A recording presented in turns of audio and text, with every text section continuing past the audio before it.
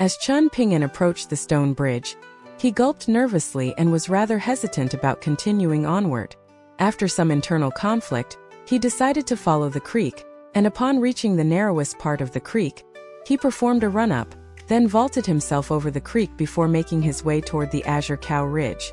Unbeknownst to him, his decision to take the long route had resulted in him missing Ruan Xiao, who was on her way to the blacksmith shop, rushing over the stone bridge while holding a flagon of spring peach blossom wine. This time, as she was walking past the pastry shop on Dragon Riding Alley, she had lowered her head and hurried past for fear of being tempted by the array of delectable pastries.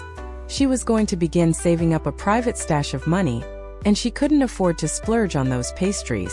Meanwhile, Chun Ping'an paid a visit to Lu Xianying's house. He carried an oil lamp as he made his way throughout all of the rooms in the house, and only after confirming that nothing was missing did he snuff out the oil lamp before departing and returning to Clay Vase Alley. While passing by the old house with the hole in the roof, Chun Ping'an heaved an internal sigh of relief. There was still a burden on his shoulders, but it was already far lighter than when he left Clay Vase Alley on the way to the blacksmith shop. A smile involuntarily crept onto his face as he thought about how good it felt to finally have some money in his pocket. Throughout his entire life thus far, Chun Ping'an had only ever seen pieces of scrap silver. He had never seen an ingot of silver before, and he had certainly never seen any gold. Upon returning to his house, he opened the door, then rushed back out into the yard to ensure that the yard gate had been bolted shut properly. After returning to the house, he carefully lit the oil lamp, and it cast a dim yellow glow onto the surrounding earthen walls. He then pulled out the 3 pouches of good fortune coins, offering coins, and good fortune coins from the clay pot in the corner, and the pouches contained 25, 26, and 28 gold essence copper coins respectively, amounting to a total of 79 copper coins. Ning Yao had briefly explained to Chun Ping'an that these copper coins were extensions of the money used in the mortal empires, and they were extremely rare, thereby contributing to their high value. Of course, the main reason why they were so valuable was because outsiders had to spend these copper coins in order to be granted entry into the town. This was an unspoken rule that dated far back in history, and Ning Yao wasn't from Eastern Treasured Vile Continent, so she couldn't tell Chun Ping'an when this practice first originated. Chun Ping'an pulled out one of each type of copper coin before placing them onto the table. The greeting spring coins had a Happy New Year message inscribed onto its surface, surrounded by intricately engraved divine clouds, and there was also an armored deity beating on a drum. The 5 pests, namely the snake, the scorpion, the centipede, the gecko, and the toad were engraved onto the front of the good fortune coins, while a message of ward off evil spirits was engraved onto its back, alongside the image of a turtle and a snake wrapped around a sword. On the front of the offering coins was engraved the message "Sincerity is the key," while the message "Gods above" was inscribed onto the back. Aside from that, there were no intricate accompanying illustrations, and it was the most plain and simple in design of the 3 types of coins. Chun Ping'an picked up a greeting spring coin and carefully inspected it over and over again, struggling to wrap his head around the concept that such a tiny little coin could purchase the entire True Jewel Mountain. Chun Ping'an knew of this mountain that Master Ruan had referred to as nothing more than a small hill. The first time Old Man Yao had taken him into the mountains to search for soil, they had gone to the summit of True Jewel Mountain. There were many types of soil, and the most complex part about assessing a type of soil was determining which of the 4 elements, water, fire, metal, and wood, it had a natural affinity with. This was a very complex and involved process, and Chun Ping'an wasn't able to learn everything there was to learn about tasting soil from Old Man Yao before he passed away.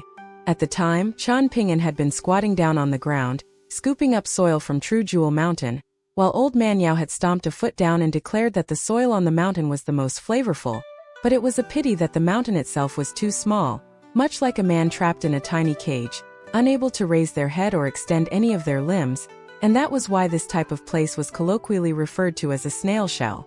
Chun Ping'an gently set down the greeting spring coin, then picked up the good fortune coin, only to quickly set it back down again with a slightly dejected expression. The 5th day of the 5th month on the lunar calendar was the day that all 5 pests came out to roam, and it just so happened to also be the same day that he had been born on. Song Jisun had told him that in many places, children born on that day were seen as bad omens, and some places even had a tradition of drowning those children in rivers. Chen Ping'an shook his head to rid himself of that train of thought, then picked up the offering coin. All of a sudden a thought occurred to him. The first time he met Ning Yao, Fu Nanhua, and Kai Jinjian, he recalled that each of the outsiders had to give Zheng Dafeng a pouch of copper coins at the eastern town gate in order to be granted entry to the town. So where did all of those copper coins ultimately end up? Did it all go to the emperor of the Great Li Empire? Chen Ping'an knew that this was a question that was impossible for him to answer, so he heaved a faint sigh and gave up on that futile pursuit.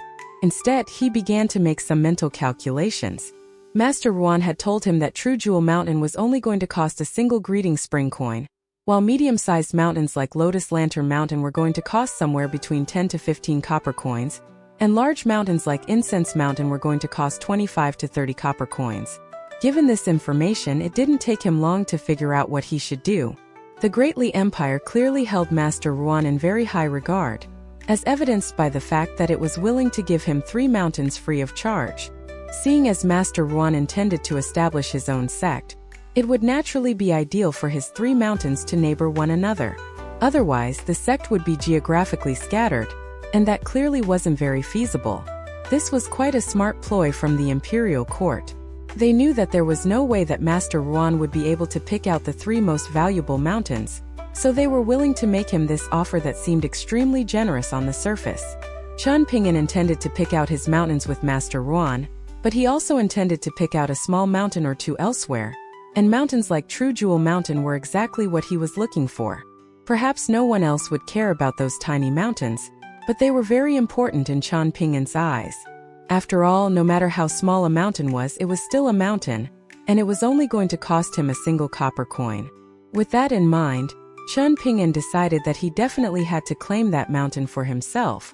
As for the most expensive mountains that Master Ruan had mentioned, such as the Dry Spring Mountain Range, Divine Elegance Mountain, and Incense Mountain, Chen Ping'an was most definitely also interested. His plan was to spend a single pouch of gold essence copper coins at the very most to purchase a large mountain that was inferior to the aforementioned mountains, but not by much.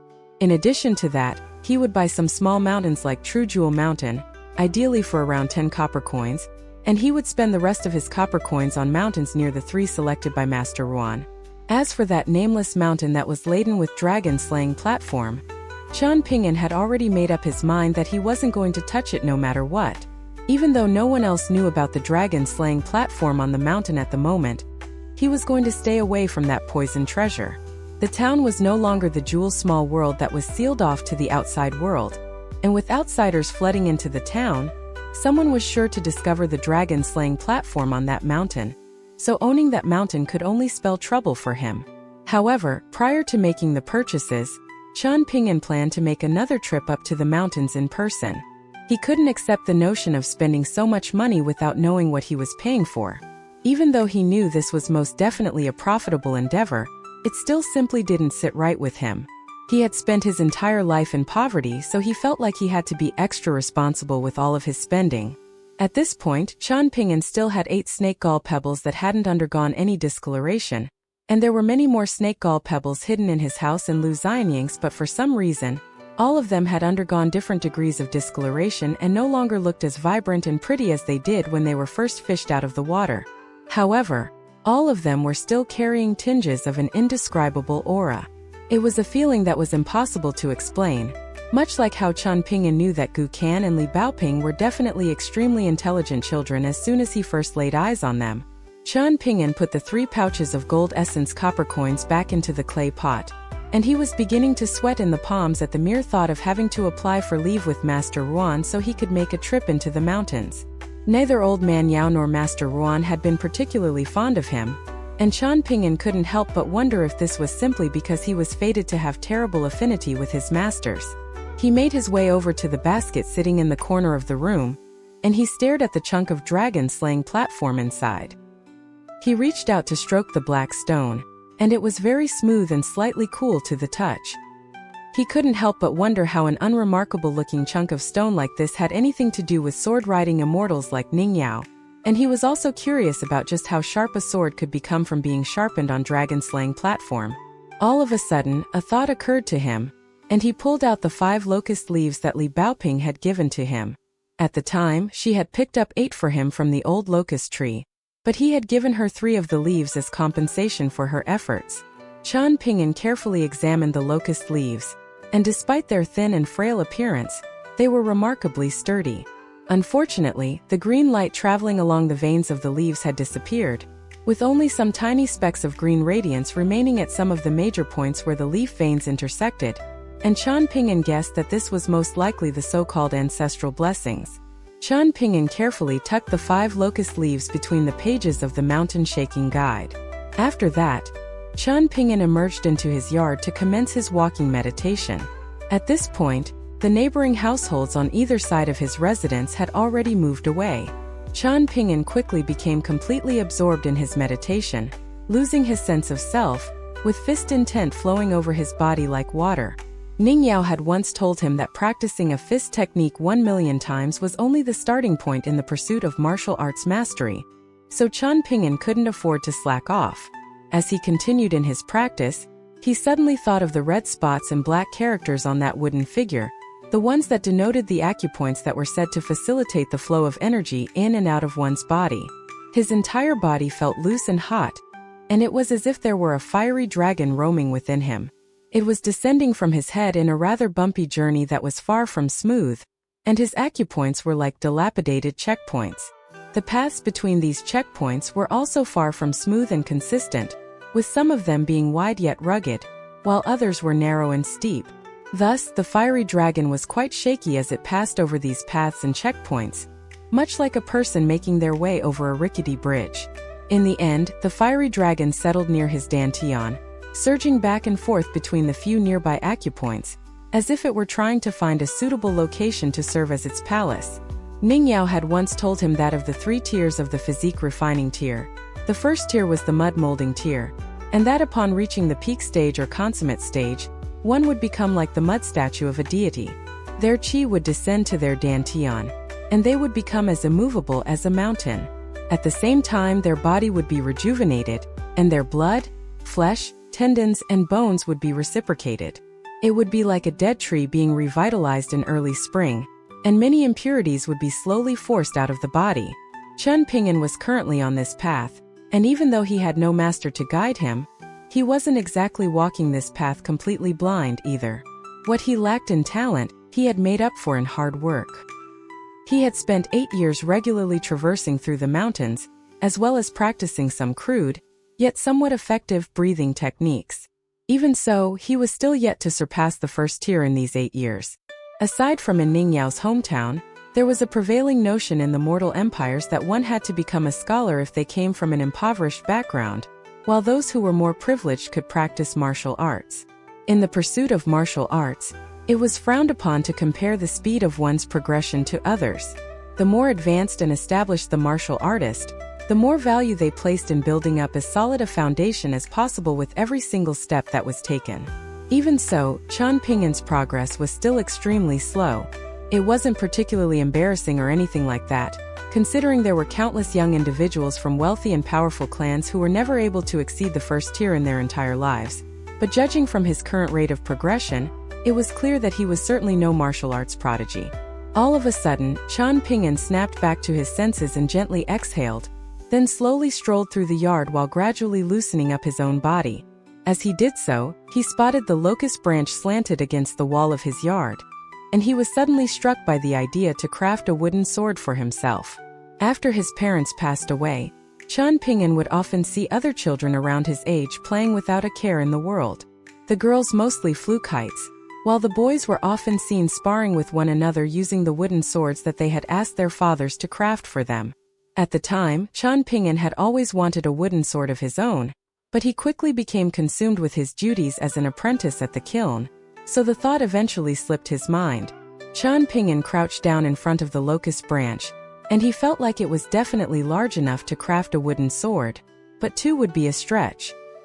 He started by carrying the locust branch to the entrance of the house, then made his way inside to bring out a bushcraft blade in preparation to craft himself a wooden sword. He sat on his doorstep with the bushcrafting blade in his hand, feeling a little hesitant. After a moment of consideration, he decided to put the blade back in the house. He felt like the old locust tree couldn't just be treated as any old tree.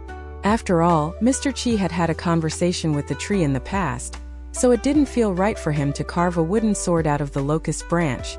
Chen Ping'an placed the locust branch back against the wall, and he wasn't feeling sleepy at all, so he left the yard, locked the gate behind him, then made his way out of Clay Vase Alley. For some reason, he found himself wandering over to the stone bridge, and he couldn't just jump over the creek every time he wanted to get across, so he gritted his teeth and mustered up some courage before stepping onto the bridge, taking a seat down at its center. His feet were hanging over the creek, and he was feeling a little nervous as he looked down at the surface of the water and murmured, "I don't care if you're a god or a monster, I don't think there's any bad blood between us. If you have something to say to me, don't come to me in my dreams anymore. I'm here right now, so you can just speak to me directly." 15 minutes passed by, then an hour, then 2 hours. Aside from feeling a little cold, there wasn't anything else for Chen Ping'an to report. His hands were placed palms down on the bridge, and he was swinging his feet absent-mindedly as he cast his gaze into the distance. Many years ago, as a very young boy, he had been quite curious about where the end of the creek was. Lu Xianying, Gu Kan, Ning Yao, Mr. Qi, and Old Man Yao were all gone, and Chen Ping'an was feeling a little dazed at this realization. Never had he been so wealthy before, but this was also the loneliest he had ever been. His back was facing the stone bridge, and a tall figure in a dazzling white robe that resembled something between an immortal and a ghost was also seated on the bridge with their back facing Chen Ping'an's and their palms set downward, swinging their feet as they looked up at the sky. Not only was Chen Ping'an oblivious to this, even Old Man Yang and Ruan Xiong wouldn't have been able to detect this figure's presence. Upon returning to the blacksmith shop, Ruan Xiong discovered her father seated alone on one of the bamboo chairs, and she handed him the flagon of wine, then sat down onto the other chair as she asked, "How did the talk go?" Ruan Xiong opened the flask, and he didn't even need to drink the wine. All it took was a quick whiff for him to know that this wasn't the wine that he had asked for. A flagon of premium spring peach blossom wine cost 2 taels of silver, yet this was clearly the cheapest spring peach blossom wine that was sold for 8 yen per flagon. Out of the corner of his eye, he could see Ruan Xiong tugging nervously on the hem of her shirt while looking around with a sheepish expression, clearly afraid of being exposed by her father. Ruan Xiong could only heave an internal sigh, pretending as if he hadn't noticed the difference at all as he took a swig of wine out of the flagon. Everything went fine. I'm going to send someone to the kiln supervision office later to ask for a new and old mountain topography chart from Wu Yuan. Once Chen Ping'an's had a chance to think things through, he's most likely going to ask for those charts from me. Ruan Xiong was very relieved that her ploy hadn't been uncovered, and she smiled as she straightened out her legs and stretched lazily, then leaned against the smooth and cool back of the bamboo chair. The first step was always the most difficult one to take in any endeavor, and the fact that everything was off to a good start here put Ruan Xiong in quite a good mood. Thus, in a rare display of goodwill, he afforded Chen Ping'an a compliment. "That boy from Clay Vase Alley is quite simple-minded, but he's definitely not stupid.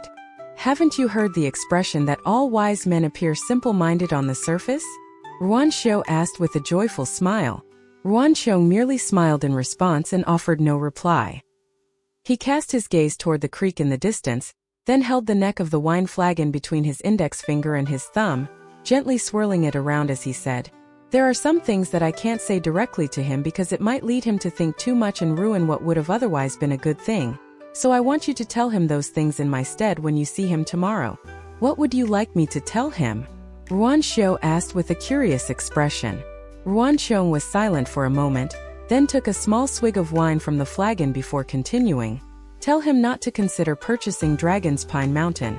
Even someone of the upper 5 tiers wouldn't dare to claim such a mountain if they didn't have any powerful backers. With such a large slab of dragon-slaying platform on the mountain, the Wind Snow Temple and True Martial Mountain were only able to claim the mountain in collaboration with me. And even then, there are still many people that are hiding in the shadows who are green with envy. Of course, you don't have to explain all of that to Chen Ping'an. Just tell him directly not to even think of touching dragon-slaying platform. Secondly, the Greatly Empire is only selling a total of 61 mountains this time, and he'll only be able to purchase 5 at the very most. If he buys any more than that, it'll become very difficult even for me to keep him and his mountains safe. Thirdly, and this is a decision I've only just made, I'm going to ask for Divine Elegance Mountain, Lamp Bearer Mountain, and Gallant Spear Mountain from the Great Li Empire, so tell him to pay extra attention to the mountains around those three when he's looking at the topography charts. I'm not an unreasonable person. I won't force him to spend all of his money on mountains near the three that I'm going to claim. All I'm asking is that he spends half of his gold essence copper coins there. However, if he knows what's best for him, then he would prioritize buying more mountains near mine. Finally, you can tell him that if he ends up with a few copper coins left over after purchasing his mountains, then he should buy a few shops in the town. There are most likely going to be some good shops being sold in the near future because many of the households that have connections to the outside world are most likely going to be moving away. Hence, the shops won't be very expensive either, perhaps costing a single copper coin per shop at the very most. Ruan Xiu's eyes lit up slightly upon hearing this and she suggested, "How about you buy the pastry shop, father? I gave you my 2 pouches of copper coins, right? Can you give me one of those coins? Just a single one will do." A stern look appeared on Ruan Xiu's face as he said, "Don't even think about trying to get any of those copper coins out of me. Why don't you ask Chen Pingyan to buy the shop for you? Right now, he's the wealthiest man in the entire town." "I can't do that. He's so poor that he has to go around borrowing money, even when it's a sum that's fewer than 20 taels of silver." Ruan Xiu immediately objected without any hesitation. Ruan Xiu's lips twitched slightly, and he exclaimed in an exasperated voice, "Right, so you're willing to spend my money, but not Chen Pingyan's?" "I don't know him that well," Ruan Xiu chuckled in response. Ruan Xiu almost threw up a mouthful of blood. "You don't know him that well? In that case, why are you buying this trash wine for your own father just so you can save up money to lend to that bastard? How well do you have to know him before you can borrow money from him?" Ruan Xiu took a big swig of wine to drown out his indignation, then rose to his feet as he said, "In any case, I've said everything that I want to say. It's up to you to relay this message to Chen Pingyan tomorrow." After that, he turned and departed, knowing full well that his daughter was going to tell Chen Pingyan everything the next day, regardless of whether it was something that she should be telling him or not. The more Ruan Xiu thought about his situation, the more indignant he felt. He couldn't scold his own daughter, nor could he beat that little bastard. In the end, he could only curse to himself as he made his way to a spot where there was no one else around. Despite how terrible the inferior quality wine tasted, he still finished the entire thing before throwing the empty flagon away. After that, he sprang up into the sky, landing in front of the shop where the spring peach blossom wine was sold in the blink of an eye. At this point, the shop was already closed for the day, but he didn't care, and he began pounding forcefully on the door. It didn't take long before a bleary-eyed woman got out of bed from the backyard, and she immediately erupted into a torrent of abuse, spitting out scathing phrases like, "What's the hurry? Are you in a rush to die? Who would come knocking at this ungodly hour? Why don't you drink some piss instead of wine? And keep pounding on my door and I'll break all 3 of your legs." All the while, Ruan Xiu stood in front of the shop's entrance in silence with a dark expression. Thanks to the light provided by the moon, the woman was able to identify the late-night visitor as Master Ruan, and her entire demeanor instantly took a drastic turn. A seductive look appeared on her face as she latched onto Master Ruan's muscular arm in an extremely warm and hospitable manner. Having already been a widow for many years, she was like a parched desert thirsty for a rejuvenating storm, and she certainly wasn't going to pass up this opportunity. As she led Master Ruan into her shop, she pretended to stumble so that she could fall into his arms, but unfortunately for her, Master Ruan wasn't having any of her nonsense, gently pushing her away before tossing down some silver, then promptly departed with 2 flagons of wine. The woman stood at the entrance of her shop with a mocking expression as she jeered. "To think that such a strong and sturdy man like yourself would be just as soft as your surname. I'm going to charge you 2 times the price when you come to buy wine from my shop from now on. If you ever harden up someday, maybe I'll let you drink for free, and even throw myself in as a bonus." Ruan Xiu paid no heed to her insults as he made his way to the end of the street, but instead of returning to his shop in the south, he sprang up into the air before arriving in front of a small mountain in the north. It was a mountain of smashed porcelain, and Ruan Xiu took a seat on the ground with his legs crossed around 30 meters away from the mountain. All of a sudden, a voice rang out from nearby. "Fancy meeting you here." Ruanqiong nodded in response and tossed a flagon of wine to the owner of the voice. The old man caught the flagon, then mused. You visited Widow Lu's shop at this hour? I'm sure she must have had some choice words for you. Ruanqiong naturally didn't want to discuss this subject. Instead, he asked, Mr. Yang, who was the young boy accompanying the new kiln supervision official, Wu Yuan? I can't get a good read on him, and he looks no different from an ordinary person on the surface. The old man was none other than Old Man Yang, and he took a swig of wine, then replied, I don't know who he is, but I'm assuming he's not just here for a holiday, wouldn't you agree? After giving that ambiguous reply, Old Man Yang looked up with a smile, and at the summit of the mountain of porcelain was an azure-robed young boy. The boy's hands were tucked together in his sleeves, and there was a warm smile on his face.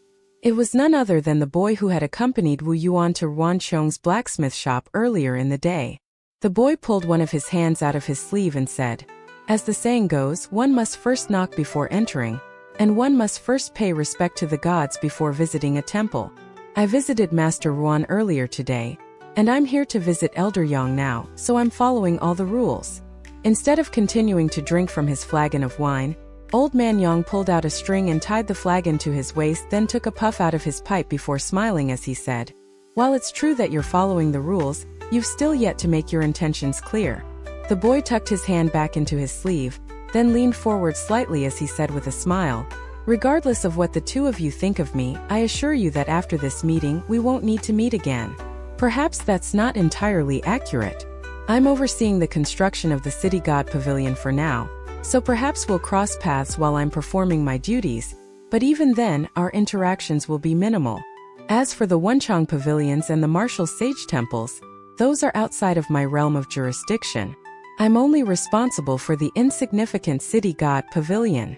Just as the governor of a county was responsible for overseeing all matters taking place in the county and the world of the living, the city god ruled over all of the beings and entities in the realm of the night. Master Ruan's brows were tightly furrowed as he tried to figure out exactly who this young boy was. Was he a priest from the Ministry of Rites, or was he a qi refiner from the Ministry of Astronomy?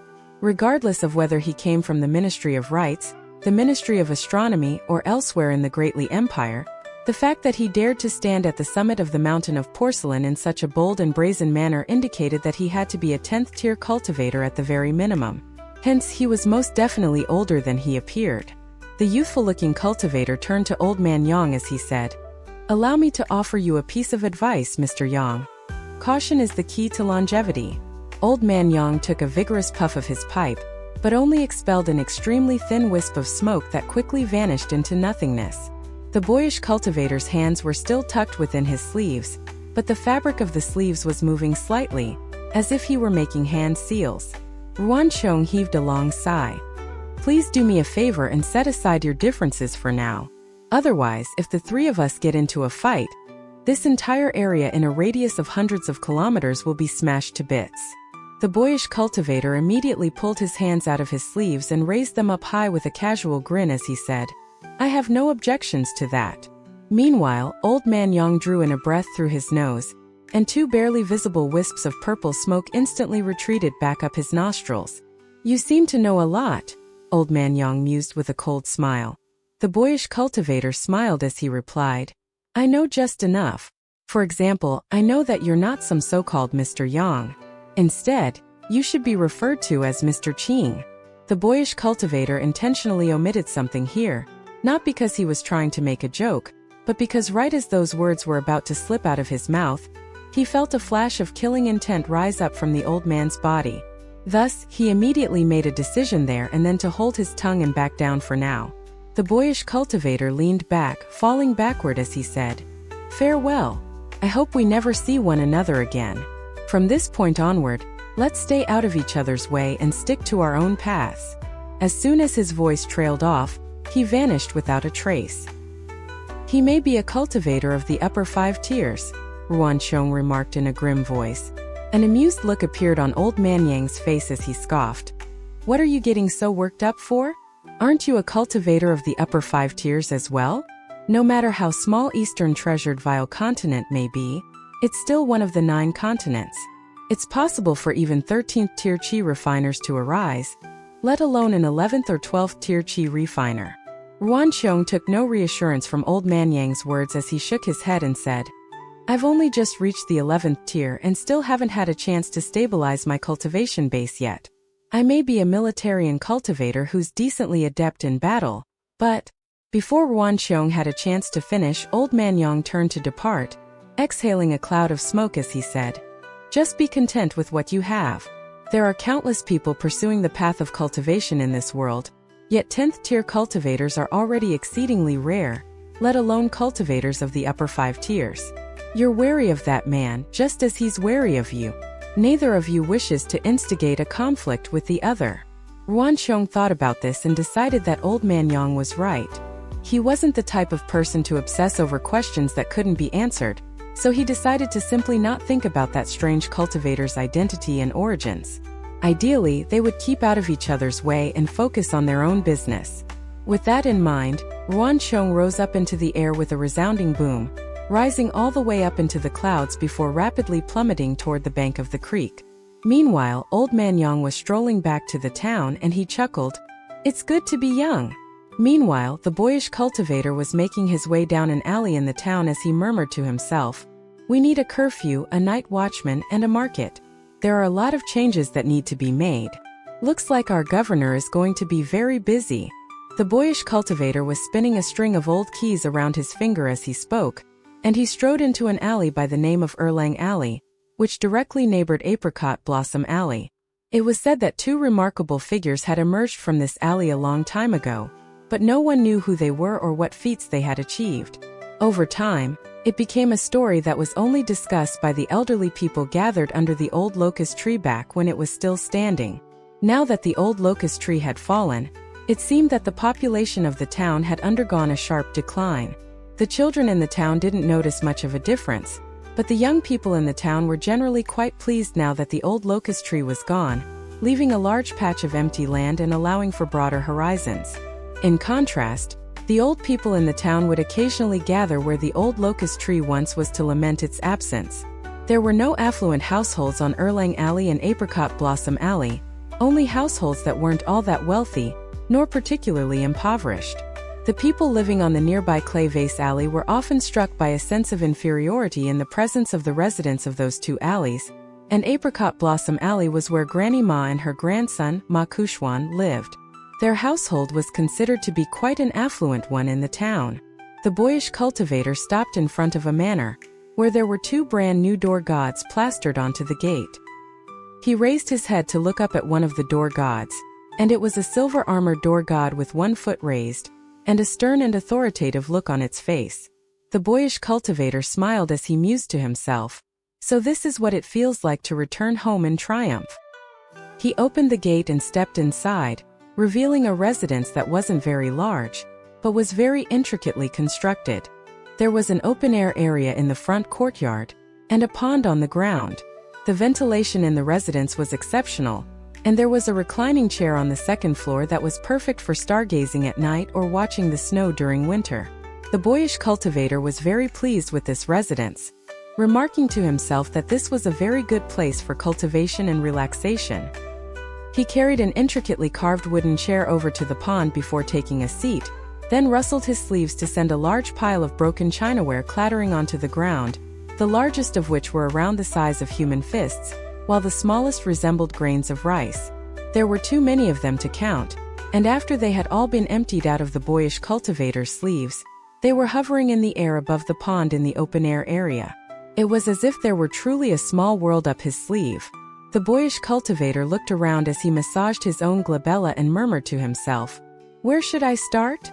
In the end, his gaze settled on a piece of red chinaware that caught his eye. I'll start with you. The piece of selected chinaware flew out of the pile at his behest, then stopped in midair around a foot in front of him. After that, more and more pieces of broken chinaware flew out of the suspended pile before arriving in front of the boyish cultivator to be arranged as he saw fit. It was as if he were assembling a piece of chinaware. The next day, at the blacksmith shop, Ruan Xiao gave Chan Ping a pair of maps, one of which was old and yellow, bearing illustrations of a series of undulating mountains. However, all of them were named things like A1, C3, etc. As for the new map, Not only was it still giving off a fresh inky fragrance, the mountains had been annotated with their actual names, such as Divine Elegance Mountain, Dragon's Pine Mountain, and True Jewel Mountain. Additionally, there was also a Greatly Dragon Spring County annotated on the map. Ruanxiu pointed at these names and introduced them to Chen Ping'an one by one, then cautioned, "The two maps make it appear as if the distance between the mountains is tiny, but once you get up there, you'll discover that a tiny distance on the map could equate to several kilometers of rugged mountain path. This is because after Jewel's small world descended onto the Greatly Empire, violent tremors ran through the earth, and some of the less structurally sound mountains have even collapsed altogether. As a result, you'll most likely also encounter many unexpected surprises on your trip, so make sure to be careful." Chen Ping'an carefully stowed the two maps away, then hoisted a basket onto his back, just like when he had ventured into the mountains with Chen Dui and Ningyao last time. After that, he turned to Ruanxiu with an apologetic expression as he said, "I'll do my best to make it to the region near Lamp Bearer Mountain and Gallant Spear Mountain. It's going to take at least half a month before I get back, but it shouldn't take more than a month at the very most." "You're going in for that long? You haven't packed anywhere near enough food to eat," Ruanxiu said in a concerned voice. Chen Ping'an replied with a reassuring smile, "I spend a lot of time in the mountains, so I know how to forage and hunt. I definitely won't run out of food up there." Ruanxiu smiled and nodded in response. "Once you return from the mountains, I'll definitely be able to give you the silver that my father promised to lend you." Chen Ping'an was silent for a moment, then said in a candid manner, "Don't put so much pressure on yourself, Ruanxiu. I'll think of a way to get the money myself. I can't ask you to give up your favorite pastries just so you can save up money to lend to me." Ruanxiu immediately became flushed with embarrassment, and she couldn't figure out how he had found out about this. Chen Ping'an remained silent as a wry smile appeared on his face. Given Master Ruan's terrible personality, he knew that there was no way that he would have agreed to lend him the silver. Hence, it wasn't that he was particularly observant or intelligent. Ruanxiu had simply done a terrible job covering her tracks. Chen Ping'an could see that she was feeling a little dejected, and he hurriedly consoled, "In any case, I still want to thank you. It's the thought that counts." A faint smile appeared on Ruanxiu's face and she suddenly said, "Let me accompany you for a bit." However, Chen Ping'an had already departed, and he waved a hand as he replied, "There's no need for that. I'm so familiar with the path leading to the mountains that I can traverse it with my eyes closed." Thus, Ruanxiu could only remain on the spot as she waved him farewell. After leaving the blacksmith shop, Chen Ping'an rushed along the creek in the upstream direction. Chen Ping'an wasn't interested in the mountains near the town. They weren't very large and they weren't particularly expensive, but the location wasn't very desirable in his eyes. Their close proximity to the town would draw too much attention to him, and Master Ruan had told him that the mountains in this area, including the likes of True Earth Mountain and Distant Scene Mountain, were originally laden with resources, but those resources had been severely depleted by those in the town due to these mountains' ease of access. Hence, they were not worth investing in, and only upon reaching True Jewel Mountain in the west did this situation begin to improve. Chen Ping'an walked for a full day and a full night, resting only less than 4 hours during this period of time. Finally, he made his way onto the summit of a small hill, where he took a deep breath to inhale the natural fragrance of the mountain wilderness. He puffed out his chest and stomped a foot heavily down onto the ground as he declared in a proud voice, "This is mine." 5 days had already passed by, and as the sun was beginning to set on this day, Chen Ping'an finally scaled to the summit of Turtle Head Mountain on the new map provided by the Kiln Supervision Office. This mountain was the tallest one by far among all of the mountains in a radius of dozens of kilometers, and Chen Ping'an was chewing on a hard and stale biscuit as he sat on a branch of an old pine tree on the mountain summit, which was extending out over the cliff, allowing the light breeze to tussle his hair and blow it in all directions. The basket he was carrying had already been set down at the foot of the tree. He wasn't so bold that he dared to climb trees with the basket on his back. In the past, climbing mountains had been a part of his job, and he was always having to hurry to keep up with Old Man Yao.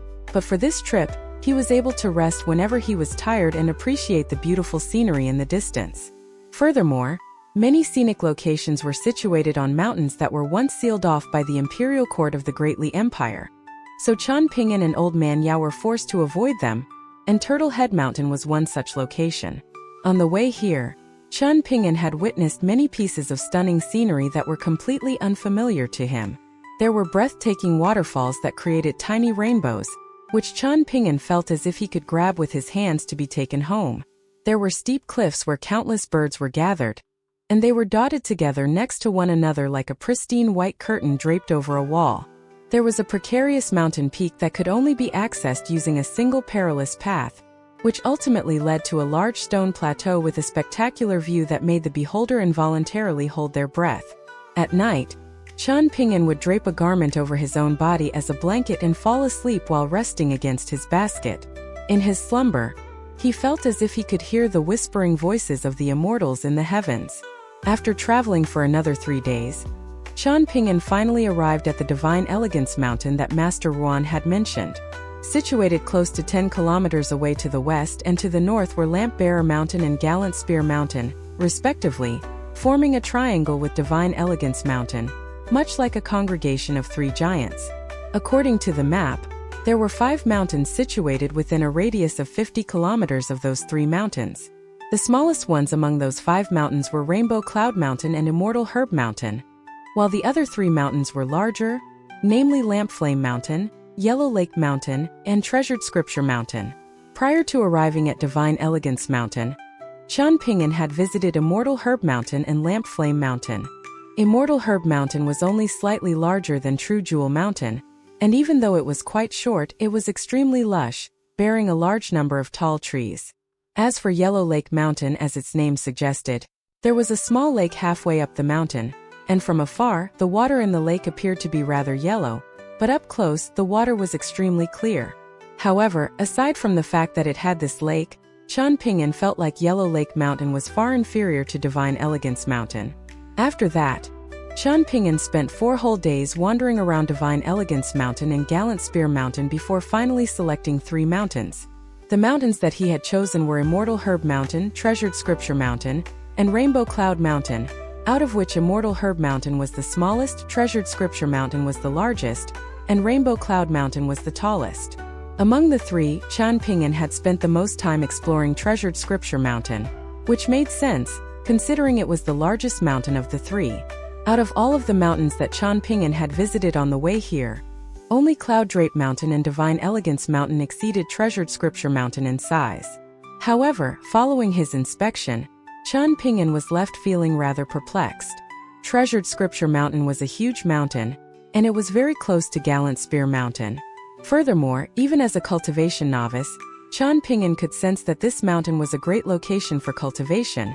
So why had Master Ruan chosen Lamp Bearer Mountain over Treasured Scripture Mountain? Following his assessment, Chen Ping'an estimated that the 3 mountains that he had selected were going to set him back around 45 gold essence copper coins, which left him with 35 copper coins remaining. True Jewel Mountain was going to cost a Greeting Spring coin, so that still left 34 copper coins, enough for Chen Ping'an to purchase a massive mountain. Master Ruan had told him that even the largest of the 61 mountains being offered, such as the Dry Spring Mountain Range, Incense Mountain, and Divine Elegance Mountain, only cost around 25 to 30 gold essence copper coins each. Master Ruan had also revealed to him that the Imperial Court of the Greatly Empire was going to be assigning a Great Mountain God, 3 Mountain Gods, and a River God in this area.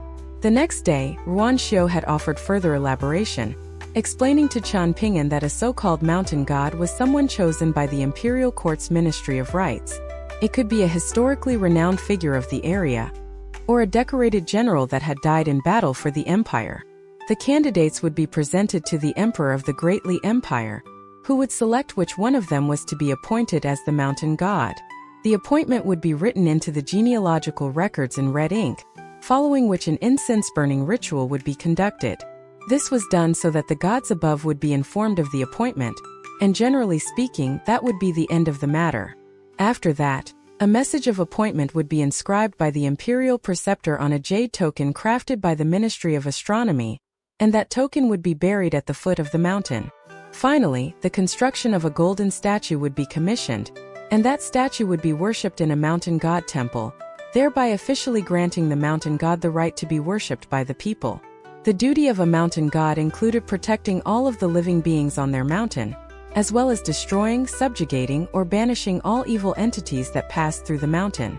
Chen Ping'an didn't have high hopes that a mountain god would be assigned to one of the 3 mountains that he had selected near Divine Elegance Mountain. Instead, he was placing his hopes on the mountain that he was going to be spending the most money on. That mountain would be under the protection of Master Ruan for the next 300 years, and if a mountain god were to be assigned to that mountain as well, then that would undoubtedly spare him a great deal of trouble.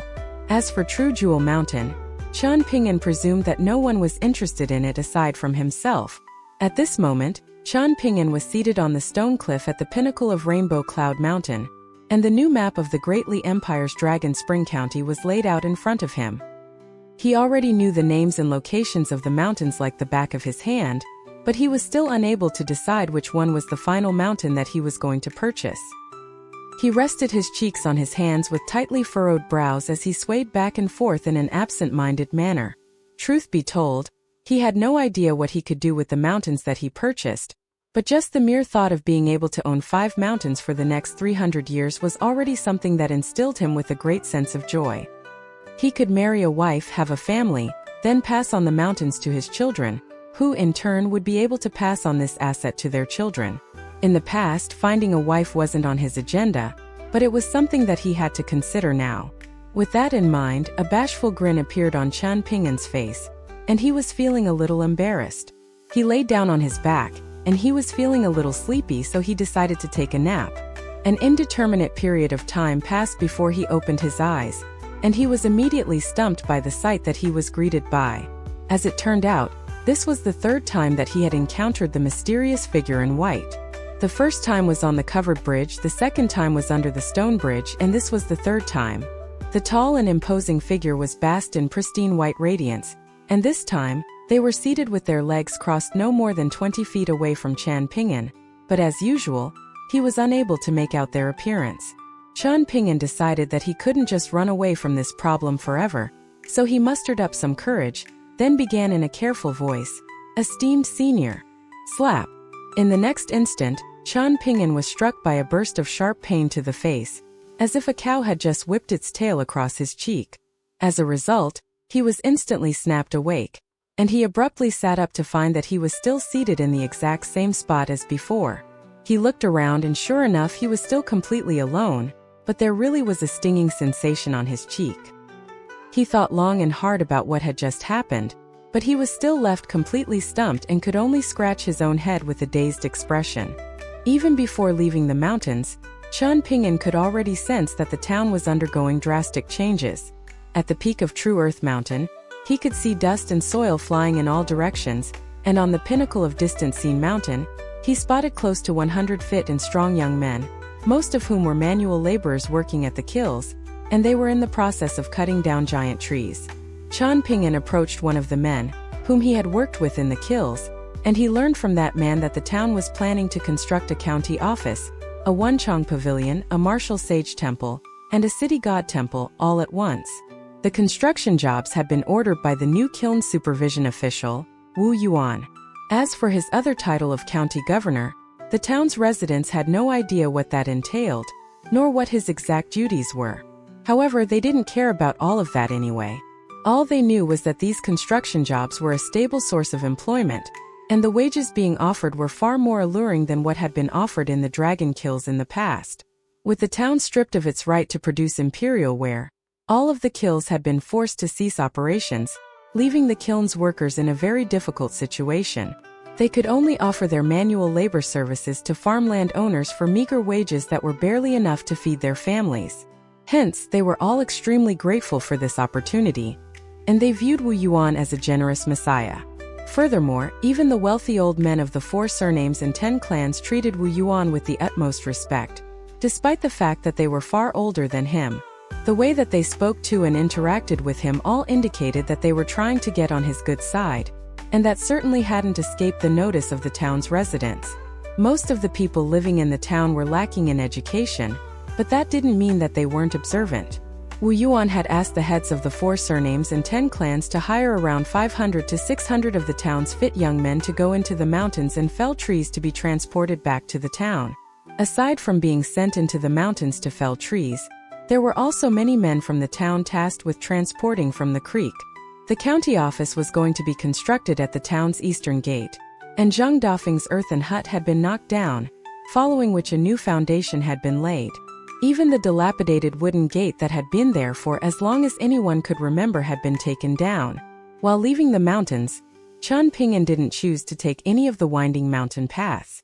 Instead, he waded straight into the creek before skipping downstream from rock to rock.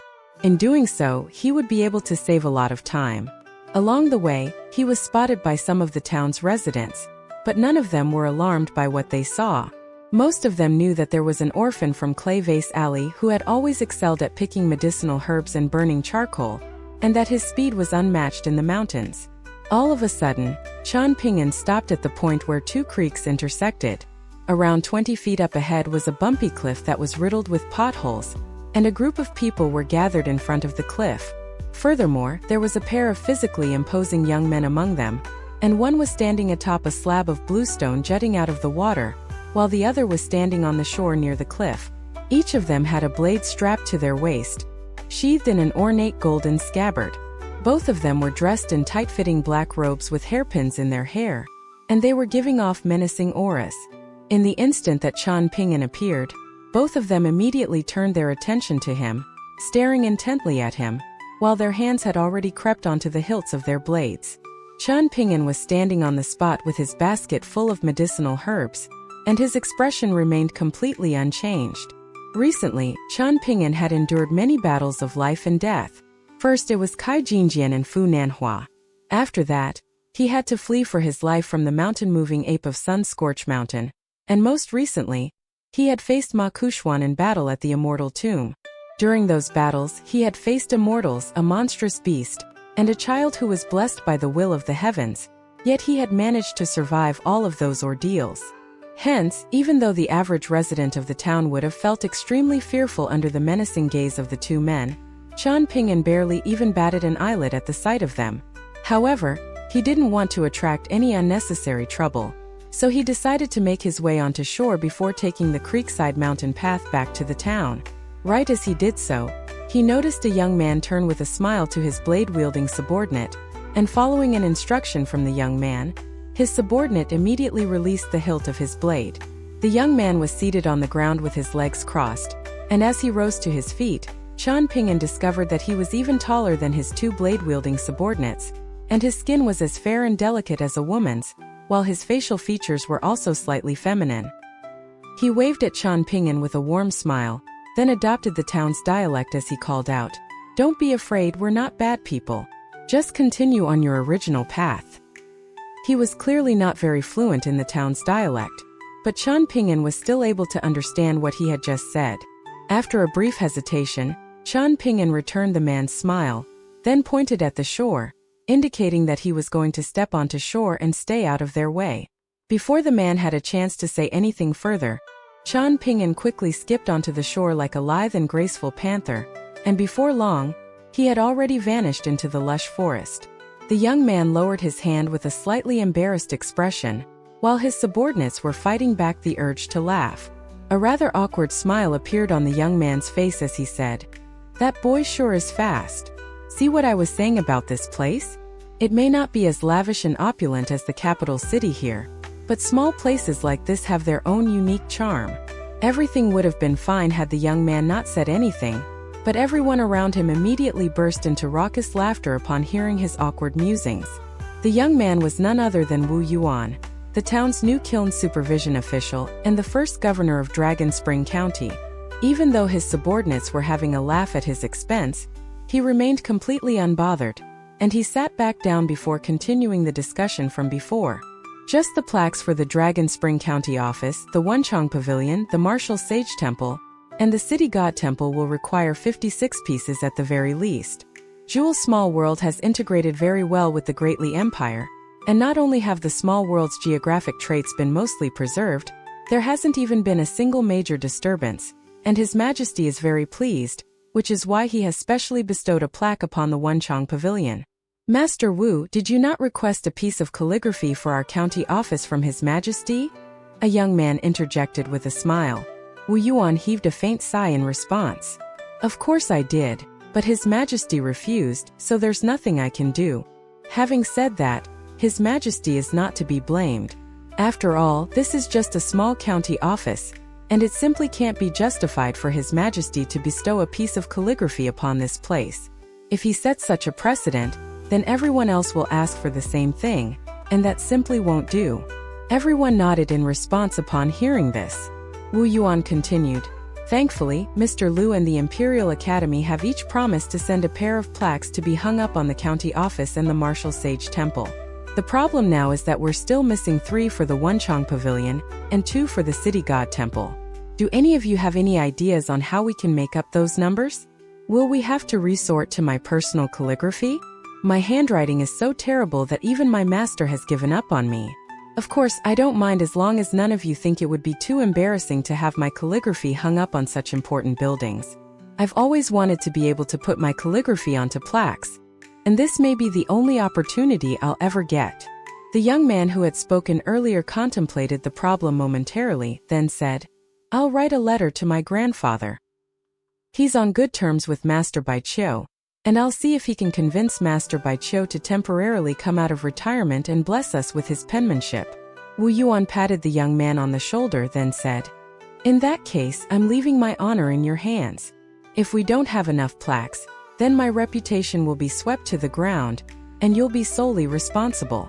The young man's expression immediately stiffened, and he felt as if he had dug a hole for himself.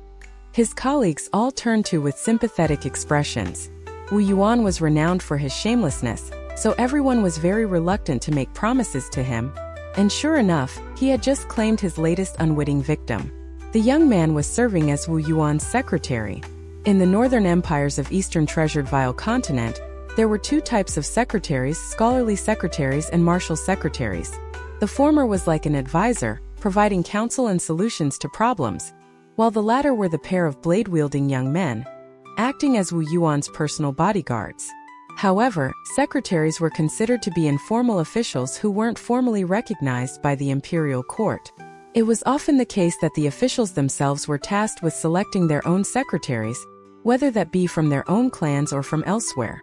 Of course, there were also secretaries assigned by the imperial court as well, and all of those secretaries received a salary from the Great Li Empire. Wu Yuan came from quite a humble background, so he was unable to afford to hire his own secretaries, and his secretaries had been assigned to him by the imperial court. However, Dragon Spring County was only a tiny territory on the map of the Great Li Empire, so he should have only been entitled to 1 scholarly secretary and 1 martial secretary from the imperial court, but both of the blade-wielding martial secretaries assigned to him were clearly generals who had secured significant accolades in the Great Li Empire's army. Otherwise, they wouldn't have had the right to carry those ornate blades. In reality, the fact that Wu Yuan had been assigned as the first head official of Dragon Spring County was already very telling. His teacher was the imperial preceptor of the Great Li Empire, the man with the nickname of Embroidered Tiger, while his future father-in-law was a pillar general that had defended the borders of the Great Li Empire for half his life. After some fooling around, a serious look appeared on Wu Yuan's face as he said, The construction of these 4 buildings already entails a huge workload, and that's not even to mention the task of site selection for the Immortal Tomb and the Mountain of Porcelain. Master Ruan and the 4 surnames and 10 clans have all given ambiguous responses on this subject, so this is clearly not going to be an easy task to complete. However, the main thing that we have to worry about right now is when the Ministry of Rites, the Ministry of Astronomy, and the Imperial Academy come together to assign mountain gods and river gods to this place. At the moment, there's a great deal of resistance when it comes to the proposed candidate for the role of Great Mountain God, and even His Majesty is rather hesitant about how to proceed. Otherwise, he wouldn't be visiting our Dragon Spring County in person. Wu Yuan looked around, and the expressions on the faces of his subordinates were all quite grim. He pulled out a dry biscuit band, took a bite, then attempted to lighten the mood as he mused. It's not up to us to decide whether the Temple of the Great Mountain God will be constructed on Cloud Drape Mountain, or whether Cloud Drape Mountain will become the new northern peak of our Great Li Empire. We're just small fry serving in the county office, so there's no need for us to worry about such matters. Just let those above us do whatever they want, and we'll only be responsible for carrying out their verdicts. Sure enough, everyone's mood was lightened slightly upon hearing this. Wu Yuan continued to chew on his mouthful of dry biscuit, and after a brief hesitation he continued, I have a piece of news that's both good news and also bad news. Following the fall of the Lu Empire, the problem of what we should do with the former citizens of the fallen empire has always been a huge predicament. Our Dragon Spring County will be receiving somewhere between 5,000 to 10,000 prisoners. All of them come from different backgrounds, and on the way here, they'll be strictly overseen by soldiers of our greatly empire. This is both beneficial and detrimental to our Dragon Spring County. The good thing is that our population will be bolstered, while the downside is that this influx of outsiders could potentially make everything quite chaotic and unpredictable. We're not very familiar with the town's existing residents to begin with, and this is only going to compound our woes. Hence, we'll have no choice but to do everything in our power to win over the affluent and powerful clans in the town to assist us. Can we divide these powerful clans so they'll be easier to manage? The young scholarly secretary suggested. Wu Yuan immediately shook his head without any hesitation. That'll be very difficult. We've only just arrived here, and we still haven't established a stable foundation yet. As opposed to doing something radical that could backfire on us, it's much better to take things slowly. We've come to a place with a very complex history, and of course our goal is to pave a path to a bright future ahead for all of us. But in order to accomplish this, we must be willing to endure the inevitable hardships that come before we can reap the rewards. If any of you want to get rich or earn promotions in just a year or two, then I'd advise you to leave right now. I can pay for your trip back to the capital city. The 6 scholarly and martial secretaries all wore determined expressions, and none of them displayed any intention of backing down. We must remember at all times to proceed with caution and take things slowly, Wu Yuan concluded. This was a lesson that he had learned firsthand, not long after he had arrived at the town. At the time, he had made the executive decision to draw upon the Greatly Empire's forces to strike down that cultivator from Purple Smoke River. He hadn't requested permission from the emperor, and he had carried out this operation at the risk of being impeached by the imperial court. His intention was to win over Master Ruan through this gesture, so that he could use the esteemed sage's authority to keep the 4 surnames and 10 clans in check for him. As it turned out, no impeachment order had come from the imperial court, but Master Ruan's reaction had been far from positive. Even now, as Wu Yuan thought back to that decision, he was struck by the urge to give himself a hard slap. Are those prisoners going to be put to work to develop these barren mountains? Someone asked. Wu Yuan nodded in response. Aside from that, the imperial court will also be sending those 2 juvenile mountain-moving apes here, as well as the peak-shifting armored warriors and mountain-opening puppets of the Taoist sects that specialize in talisman creation.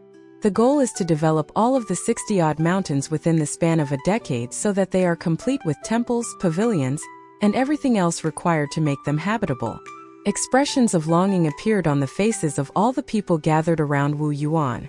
Over at the town, tall buildings were being constructed everywhere, while a series of immortal abodes were being erected in the mountains. Everyone exchanged a smile with one another, and there wasn't any need for further words to be exchanged. As the first ever batch of officials assigned to the Greatly Empire's Dragon Spring County, their feats were bound to be recorded in the history books, so they were determined to unite their efforts and do everything in their power to excel in their roles. At the summit of Cloud-Draped Mountain, the boyish cultivator with the red birthmark on his glabella casually swept a sleeve through the air, and the clouds halfway up the mountain were swept aside. He then peered into the distance, spotting an ox-drawn carriage and a horse-drawn carriage from afar. A pleased smile appeared on his face upon seeing this, and he declared, "So it begins. Qi Jingchun, if I win this bet, then the 2 things that you worked so hard to preserve are going to be completely destroyed." How pitiful! The boyish cultivator was holding a seal between 2 of his fingers, and the phrase "The world welcomes spring" was inscribed onto the seal's surface. All of a sudden, the boyish cultivator squeezed his fingers together, and the seal was crushed into dust that was quickly carried away by the wind. The reason why he was able to crush the seal so easily was because the phrase inscribed upon it had already lost all meaning, much like a person who had lost all hope. The boyish cultivator quickly withdrew his gaze, then turned his attention to Chan Ping'an, who was on his way back to the town. After emerging from the mountains, Chan Ping'an made a trip to the blacksmith shop. As he passed over the stone bridge, he brought his palms together and crossed the bridge as quickly as he could with an extremely solemn and earnest expression as he murmured, "Esteemed immortals or whatever you may be, if you have something to say, then please be civilized and don't resort to violence. If you want me to do something for you, please tell me through a dream at night instead of coming to me in a dream during the day. I don't think my heart can handle much more." Thankfully, Chan Ping'an was able to make it to the other side of the bridge without any incident, and he was ecstatic as he skipped away to find Master Ruan and Ruan Xiu. Just like last time, Ruan Xiong was waiting for Chan Ping'an while seated on one of the bamboo chairs, while Chan Ping'an was seated on the other chair, and Ruan Xiu was standing behind her father with an undisguised look of elation on her face. After taking a seat, the dirty and disheveled Chan Ping'an carefully set his basket down in front of him, then carefully rummaged through the basket full of medicinal herbs before pulling out a cloth pouch containing the pair of maps that had been given to him. As he handed the maps back to Ruan Xiong, a guilty look appeared on his face and he said, "While climbing up Lamp-Bearer Mountain, I was stopped in my tracks by a waterfall. I hid the basket in a pit near the waterfall, and I even constructed a frame out of branches to protect the basket from the rain. But not long after I climbed to the top of the waterfall, heavy rain began to fall. By the time I rushed back down to the pit, the frame I constructed had already been crushed by the rain and the wind, and the basket and the cloth pouch were soaked. Thankfully, I wrapped the maps quite tightly in parchment paper beforehand. After the sun came out, I pulled them out to take a look, and only the corners were wet, but even after they were dried, it's still quite clearly noticeable." Ruan Xiong opened the cloth pouch and removed the parchment paper to find that the pair of maps were still virtually in the same condition as before. Besides, these were just 2 copies that he didn't have to return to the Kiln Supervision Office or the Dragon Spring County Office. However, Ruan Xiong wasn't about to console Chan Ping'an by revealing this to him. Instead, he took a glance at the uneasy Chan Ping'an, then grumbled, "You're telling me you were climbing up and down Lamp-Bearer Mountain while there was a heavy storm? Do you have a death wish?" Chan Ping'an remained silent as a bashful smile appeared on his face. Ruan Xiong waved a dismissive hand, indicating for Chan Ping'an to sit back down and stop blocking his view. Chan Ping'an did as he was told, sitting back down onto the bamboo chair. As he returned the pair of maps to Master Ruan, he felt as if a heavy load had been removed from his shoulders. If he hadn't taken such exceptional care of the maps during this trip, he could have conserved 3 or 4 days at the very least. Furthermore, he had always been a sentimental child, and having relied on the pair of maps for navigation for so long, he had grown quite attached to them and was rather reluctant to part with them.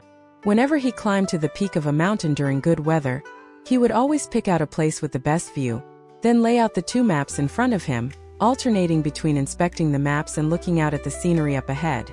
This past month or so had been the most enriched and substantial days that Chan Ping'an had ever spent. All of a sudden, Ruan Xiong tossed the pair of maps back to Chan Ping'an as he said, "These chairs are quite comfortable. Make a couple more for me later. I'll give you these 2 maps as compensation."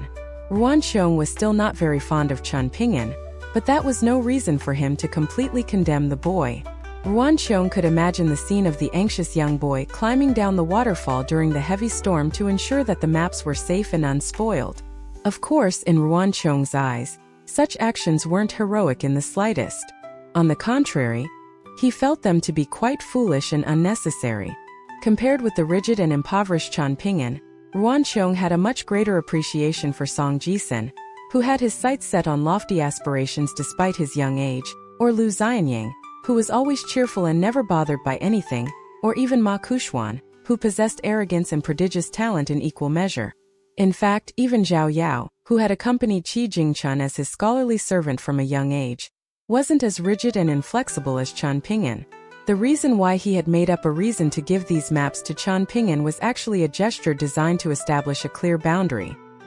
He was willing to accept Chan Ping'an as an apprentice at his blacksmith shop, but there was no way he was going to make Chan Ping'an the first disciple of his new sect. He was going to follow through on his promise and protect the mountains purchased by Chan Ping'an, but he wasn't going to allow Chan Ping'an to have any relations with his daughter. This wasn't because Ruan Xiong was looking down on Chan Ping'an. Instead, it was simply because they weren't destined to walk the same path.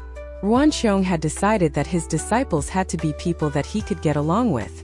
they had to simultaneously be his disciples and also his friends, people that he could work together with to ensure the prosperity of his sect for centuries and millennia to come, and Chen Ping'an clearly didn't fit the bill. Chen Ping'an was naturally unaware of the complex thought process that Master Ruan had gone through to get to this point.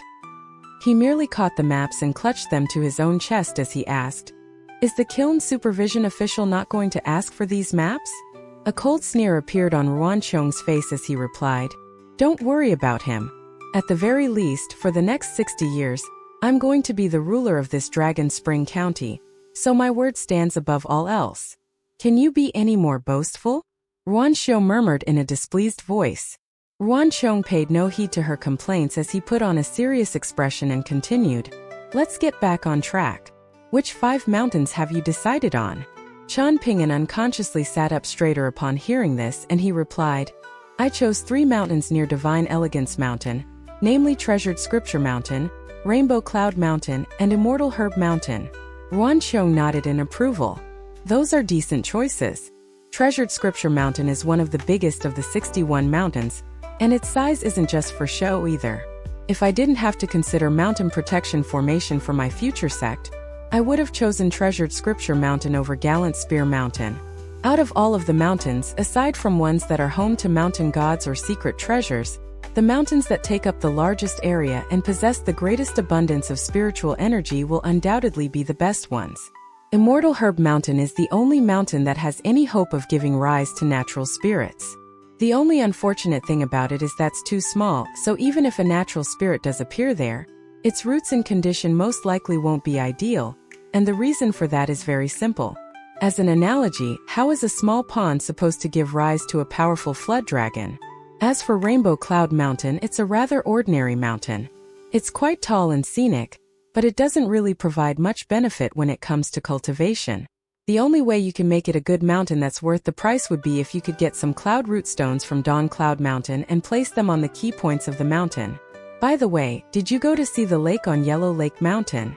Chen Ping'an faltered slightly upon hearing Ruan Qiong's question, and he replied, "I did." "All right, continue. What are the other 2 mountains that you chose?" Ruan Qiong didn't elaborate any further on the previous topic. He had already done Chen Ping'an a favor by mentioning Yellow Lake Mountain, and he wasn't going to reveal any further secrets. The reason he had mentioned Yellow Lake Mountain was because the lake on that mountain was similar in nature to Immortal Herb Mountain. The difference was that while there was potential for natural spirits to arise on Immortal Herb Mountain, there was a huge python residing on Yellow Lake Mountain that would have been destined for great things had it not been defeated in battle by a certain small catfish, thereby losing its chance to pursue the Great Tao. However, the beauty of the Great Tao was that it always left a glimmer of hope for everyone. The golden carp that had been taken to Great Sui Nation, the fire dragon that had transformed into Ruan Xiu's bracelet, the catfish in the possession of river-severing True Lord Lu Zhimao's disciple, Gu Kan, the wood dragon that had been given life by Zhao Yao, and the 4-legged snake that remained stubbornly by Wang Zhu's side.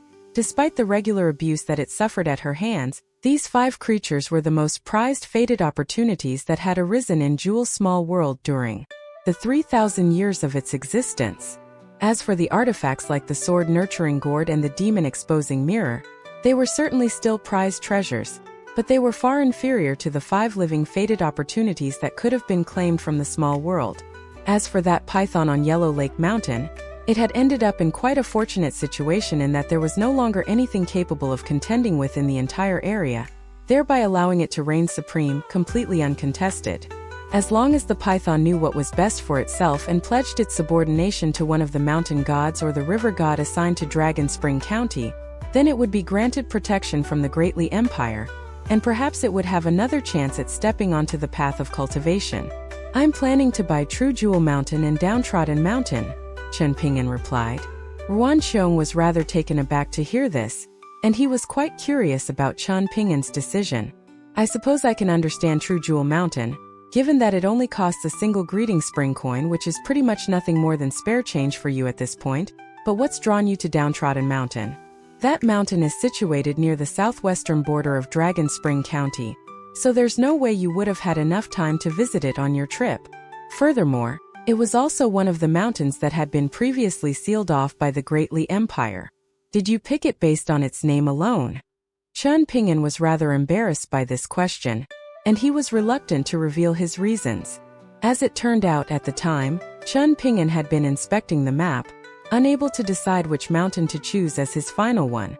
Right at that moment, a bird had flown past overhead, dropping a turd onto the map as it did so. Chen Ping'an hurriedly wiped the fecal matter away, only to find that it had landed right on the annotation of downtrodden mountain on the map. Hence, Chen Ping'an immediately chose the mountain as the final one that he was going to purchase, despite the negative connotations behind its name. Old Man Yao had once told him that gods resided in all mountains and bodies of water. Hence, Chen Ping'an had taken that as a sign from the heavens. After a moment of consideration, Ruan Xiong said, "I suppose there's no harm in choosing Downtrodden Mountain. In that case, it's decided. Downtrodden Mountain, Treasured Scripture Mountain, Immortal Herb Mountain, Rainbow Cloud Mountain, and True Jewel Mountain. During the next 300 years, you're free to do whatever you want with those 5 mountains. You can even dig them up and take them away, and no one will stop you. Furthermore, everything that arises from those mountains, regardless of whether it be spirit herbs, exotic creatures, or even the occasional secret treasure, will all belong to the one who signs their name on the Greatly Empire's genealogical records to claim ownership over the mountains." "I understand," Chen Ping'an replied with a nod. Ruan Xiong continued, "There are a couple more things that you need to keep in mind, which is that before you die, you have to notify the Greatly Empire through the Dragon Spring County office that you wish to pass your mountains on to someone else, and also state the name of the person inheriting the mountains from you. Of course, the Ministry of Revenue will keep a secret file, and you can assign an heir to each of the 5 mountains. That file is kept in case you suddenly die someday and don't get a chance to erect a will. Secondly, if you wish to sell one or more of your mountains during the next 300 years, you can't just do so at any time that you please. Instead, you must receive approval from at least 3 powers among the Greatly Empire's authorities for the transaction to go through. However, I advise you not to sell those mountains at any point. No matter how much you sell them for, in the end, you'll come to realize that you made a loss." Ruan Xiong was a militarian sage that reigned supreme over what was once a small world. Yet he was discussing business matters with an impoverished young boy who had suddenly stumbled upon wealth as if they were equals. This appeared to be quite a bizarre situation, but in reality it made perfect sense. This was a matter that concerned the founding of his new sect and his daughter's Dao attainment catalyst, so he had no choice but to be careful and patient. In fact, he wanted nothing more than to explain everything as thoroughly as possible to Chen Ping'an. "Do you have any questions, Chen Ping'an?" Ruan Xiong asked. "No," Chen Ping'an replied with a smile and a shake of his head. Ruan Xiong nodded in response. "In that case, we'll leave it at that for now. I presume you still have some copper coins left. I'll make sure to keep an eye out for shops going on sale in the town, and you can make some purchases there as well. However, make sure you don't bite off more than you can chew." From this point onward, the state of the town is only going to become more complex, so just buy 1 or 2 reliable and well-established shops. Chen Ping'an's face became slightly flushed as he said, "Thank you, Master Ruan. A wise man thinks of the world around him, while a fool only thinks for himself." Ruan Xiong mused with a self-deprecating smile. Chen Ping'an was rather perplexed to hear this, unsure of the meaning behind Ruan Xiong's words. Ruan Xiong waved a dismissive hand as he said, "Don't mind me, just focus on what you're doing. You're nowhere near at the age where you should be thinking about things like this anyway." Chen Ping'an rose to his feet before hoisting his basket onto his back, and all of a sudden, Ruan Xiong said something seemingly completely unrelated to what they had just been discussing. "Now that Mr. Qi is gone, it's only understandable that you would reminisce about him from time to time, but don't allow yourself to spend too much time dwelling on your sentimental feelings, and definitely don't try to uncover the reasons behind his departure. Once you've purchased the 5 mountains and 1 or 2 shops, enjoy your passive income, start a family, and don't worry about anything else. The Greatly Empire and I will both look after you and your estate. Just like your name, nothing is more important than your safety. Perhaps someday your luck could take a turn, and there may even be hope for you to step onto the path of cultivation." Chen Ping'an remained silent as he departed. Following his departure, Ruan Xiong sat down onto the vacated bamboo chair, then asked, "Why did you tell him all that at the end, father?" Ruan Xiong wore an indifferent expression as he replied, I was trying to tell him that those who do not seek to broaden their horizons will become fools who constantly dwell on the past and be willing to settle for a safe and complacent life. Ruan Xiu's brows furrowed slightly upon hearing this. What's wrong with that? How is it wrong to wish for a safe and stable life? How does that make one a fool? I don't think this is a very reasonable sentiment. That's why the sages of Confucianism also say that home is where the heart is, Ruan Xiu replied. Ruan Xiu puffed out her cheeks in vexation as she grumbled. These scholars are so infuriating. They preach everything that there is to be preached under the heavens, so you can never win an argument against them. That's not a reason for you to avoid your studies, Xiu, Ruan Xiu said in a heartfelt manner. Ruan Xiu immediately sprang up from her chair upon hearing this, then exclaimed, "Oh my goodness, father, I suddenly feel a burst of strength surging through my entire body. I'm going to go do some work in the forge now." Meanwhile, Chen Ping'an traveled to the Yang family's medicine shop and delivered his basket full of all types of medicinal herbs to one of the employees there. After the medicinal herbs were weighed, Chen Ping'an received 2 taels of silver for his troubles. There were many rare medicinal herbs that some of the younger employees in the shop didn't recognize at all, but they were prized ingredients in the eyes of Old Man Yang, and those were the true diamonds in the rough. However, on this occasion, picking medicinal herbs had been nothing more than something that Chen Ping'an did along the way during his trip to the mountains, so his objective wasn't to earn money. Ever since Chen Ping'an learned how to burn wood into charcoal in the mountains, he made sure to pick medicinal herbs to be sold to the employees of the medicine shop every time he made a trip up to the mountains. Aside from the few instances where the medicinal ingredients had been sold to Li Er, he had received less than what the medicinal ingredients were worth on all of the other dozens of occasions. Old Man Yang never accepted any medicinal ingredients from Chen Ping'an. If Chen Ping'an dared to give any medicinal ingredients to the shop free of charge, then Old Man Yang would toss all of it onto the street. But strangely enough, if he were to sell it to a shop employee or one of the in-shop doctors, then Old Man Yang would completely ignore the matter, regardless of what price the medicinal ingredients were sold for. On this occasion, Chen Ping'an didn't run into Old Man Yang. After leaving the shop, Chen Ping'an discovered that there were many people discussing spiritedly among themselves on the streets outside about something that was happening over at the archway. Apparently, the former kiln supervision official Master Song had made a triumphant return to the town, having been promoted to a lofty position in the Ministry of Rites. He had brought with him a group of imposing officials, and they had all gathered together to see the phrases inscribed upon the 4 plaques hanging on the crab archway, which was understandable, given that they were all well-read individuals. However, for some reason, as soon as news of this was delivered to the kiln supervision office, someone had immediately been sent into the mountains in a hurry to inform Wu Yuan of what was happening. Wu Yuan was on the way to distant Xin Mountain to oversee the felling of trees, and as soon as he learned about Master Song's arrival, he immediately left the mountains in an urgent manner with his entourage to stop Master Song and his group. Meanwhile, Chen Ping'an had no part in any of this, and he merely followed the crowd to the archway before standing at the edge of the crowd to watch the proceedings from afar.